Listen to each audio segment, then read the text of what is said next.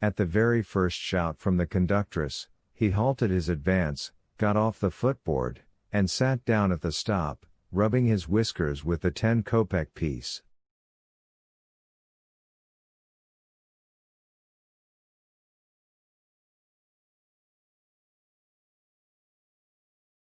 But as soon as the conductress yanked the cord and the tramcar started moving off, the cat acted like anyone who has been expelled from a tramcar but still needs a ride.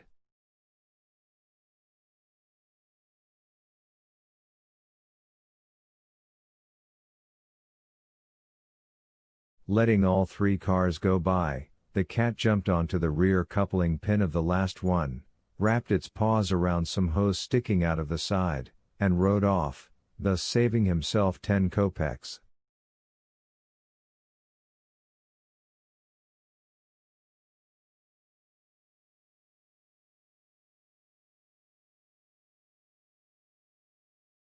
Occupied with the obnoxious cat, Ivan almost lost the main one of the three, the professor.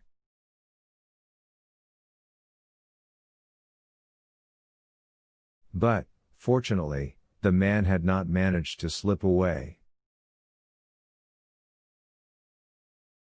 Ivan saw the gray beret in the throng at the head of Bolshaya Nikitskaya, now Herzen, Street.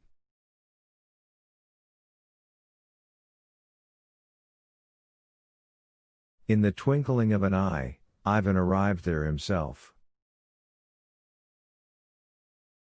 However, he had no luck.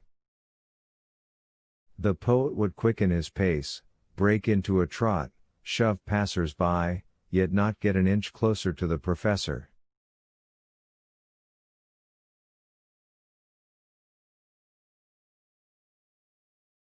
Upset as he was, Ivan was still struck by the supernatural speed of the chase. 20 seconds had not gone by when, after the Nikitsky gate, Ivan Nikolaevich was already dazzled by the lights of the Arbat Square.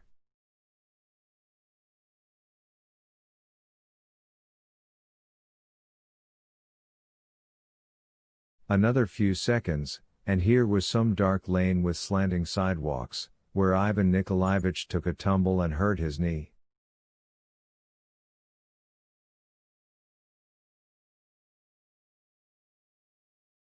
Again a lit-up thoroughfare, Kropotkin Street, then a lane, then Ostazenka, then another lane, dismal, vile and sparsely lit.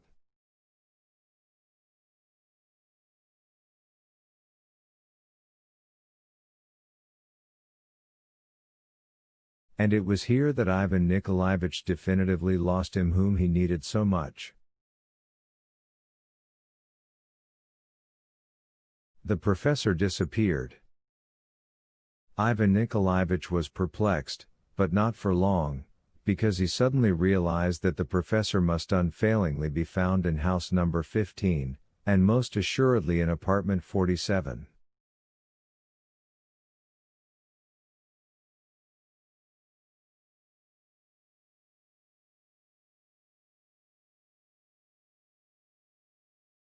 Bursting into the entrance, Ivan Nikolaevich flew up to the second floor, immediately found the apartment, and rang impatiently.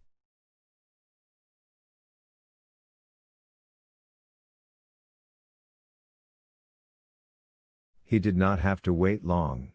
Some little girl of about 5 opened the door for Ivan and, without asking him anything, immediately went away somewhere.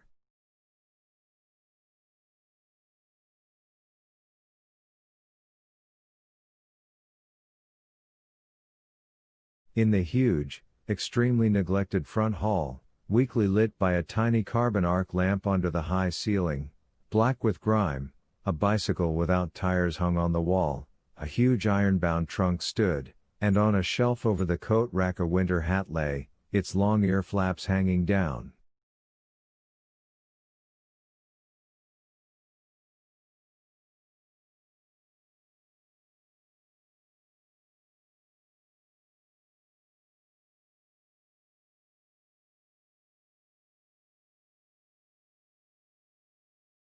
Behind one of the doors, a resonant male voice was angrily shouting something in verse from a radio set.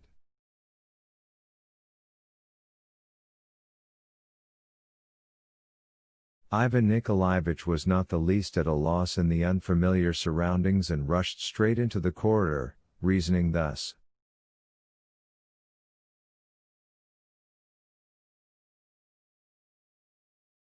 Of course, he's hiding in the bathroom. The corridor was dark. Having bumped into the wall a few times, Ivan saw a faint streak of light under a door, felt for the handle, and pulled it gently.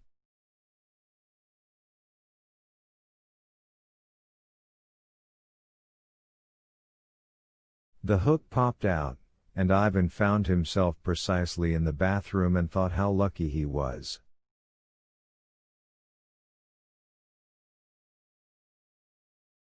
However, his luck was not all it might have been. Ivan met with a wave of humid heat and, by the light of the coals smoldering in the boiler, made out big basins hanging on the walls, and a bathtub, all black frightful blotches where the enamel had chipped off.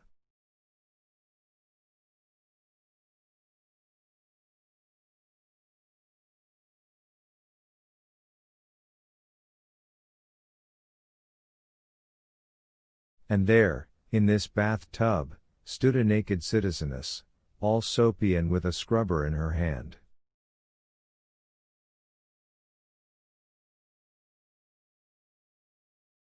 She squinted nearsightedly at the bursting in Ivan and, obviously mistaking him in the infernal light, said softly and gaily,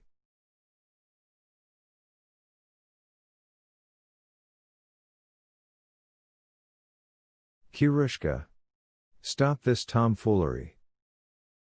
Have you lost your mind? Fyodor Ivanitch will be back any minute. Get out right now." And she waved at Ivan with the scrubber.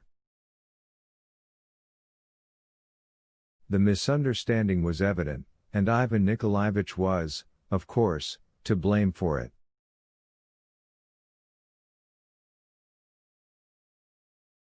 But he did not want to admit it and, exclaiming reproachfully, "Ah, wanton creature!" at once found himself for some reason in the kitchen.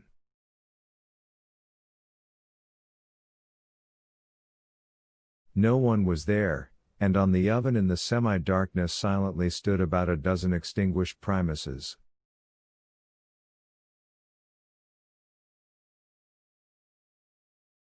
A single moonbeam, having seeped through the dusty, perennially unwashed window, shone sparsely into the corner where, in dust and cobwebs, a forgotten icon hung, with the ends of two wedding candles peeking out from behind its casing.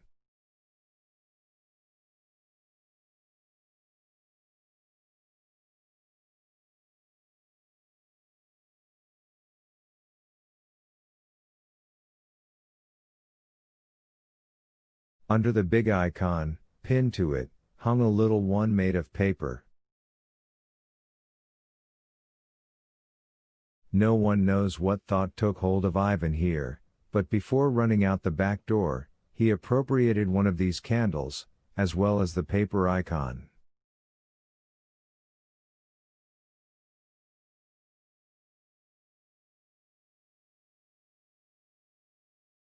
With these objects, he left the unknown apartment, muttering something, embarrassed at the thought of what he had just experienced in the bathroom, involuntarily trying to guess who this impudent Kirushka might be and whether the disgusting hat with ear flaps belonged to him.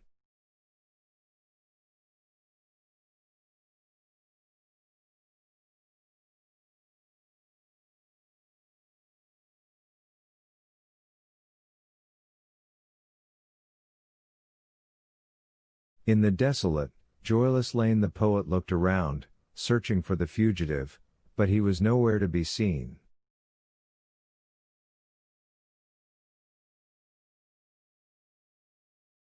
Then Ivan said firmly to himself,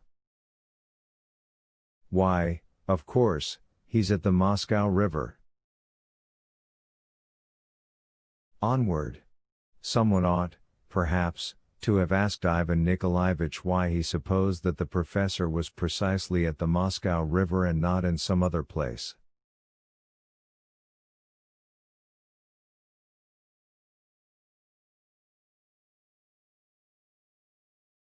But the trouble was that there was no one to ask him. The loathsome lane was completely empty. In the very shortest time, Ivan Nikolaevich could be seen on the granite steps of the Moscow River Amphitheater.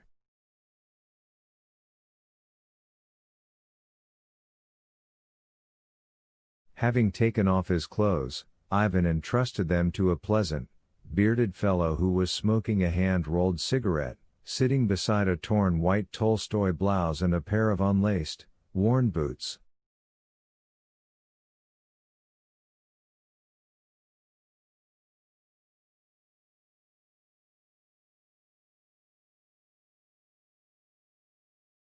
After waving his arms to cool off, Ivan dived swallow fashion into the water. It took his breath away, so cold the water was, and the thought even flashed in him that he might not manage to come up to the surface.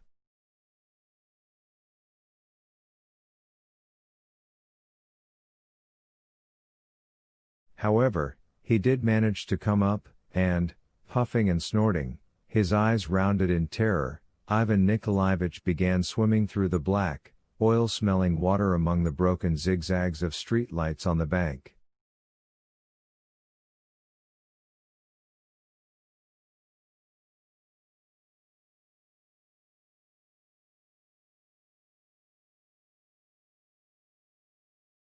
When the wet Ivan came dancing back up the steps to the place where the bearded fellow was guarding his clothes, it became clear that not only the latter, but also the former, that is, the bearded fellow himself, had been stolen.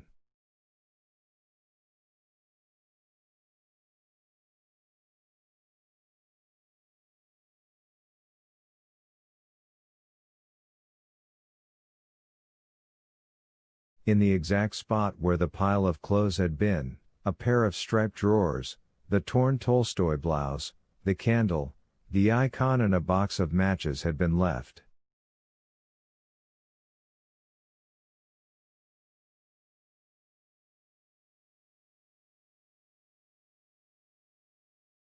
After threatening someone in the distance with his fist in powerless anger, Ivan put on what was left for him.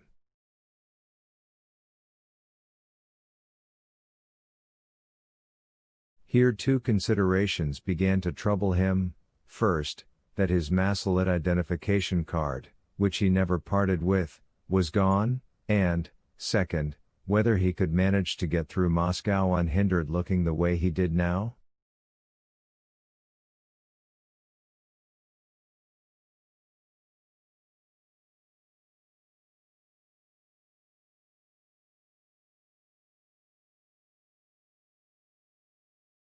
In striped drawers, after all, true, it was nobody's business, but still there might be some hitch or delay.